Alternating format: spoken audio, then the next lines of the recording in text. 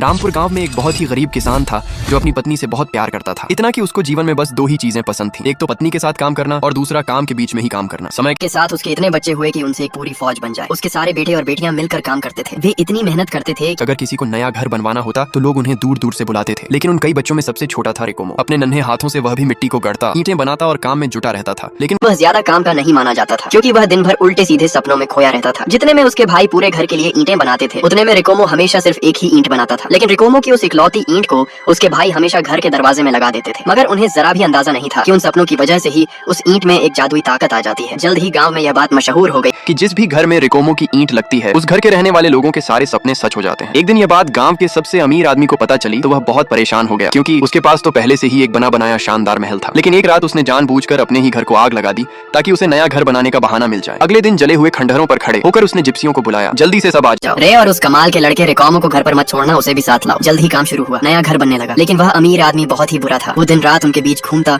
और हर वक्त उनके तरह शरीफ में डंडा किए रहता, कि गाना गाती बहनों को डांट के भगा देता और प्यासे भाइयों को तो पानी तक नहीं पीने देता। यहाँ तक कि उसने रिकोमो को भी डांटते हुए कहा, अबे ओए बेन स्ट्रोक्स, थोड़ा जल्दी कर ले वरना तेरी भी तशरीफ सुझा दूंगा। उस आदमी की काली जुबान को सुनते ही रिकोमो के हाथ जैसे काले पड़ गए और उसने एक शापित काली ईंट बना दी। आखिरकार घर बनकर तैयार हो गया और वह अमीर आदमी उसमें अकेले रहने चला गया। वह अपने खूबसूरत जादुई सपनों का इंतजार करने लगा, लेकिन हुआ इसका बिल्कुल उल्टा। पहली ही रात उसे एक डाकू का सपना आया जिसने उसकी पूरी जिंदगी की कमाई लूट ली। दूसरी रात उसने देखा कि एक राजा उसकी इकलौती बेटी को ही उठा ले गया, और तीसरी रात तो हद ही हो गई। एक भयानक शैतान कब्र से निकल कर आया। उसने उसके बिस्तर में आग लगा दी और उसको पकड़कर उसके सिंघाड़ों को फ्राई कर दिया। लेकिन उसकी बेटी के साथ ऐसा नहीं हुआ, क्योंकि पहली रात उसने एक जिप्सी संग नाच गाना सीखा, दूसरी रात उसने सारे जिप्सी संग गैंग बैंग की कला को सीखा, मगर तीसरे रात उस अमीर आदमी को सब पता चल गया। लेकिन जब वह जंगल पहुंचा उससे पहले ही उनकी बेटी जिप्सियों संग फरार हो गई।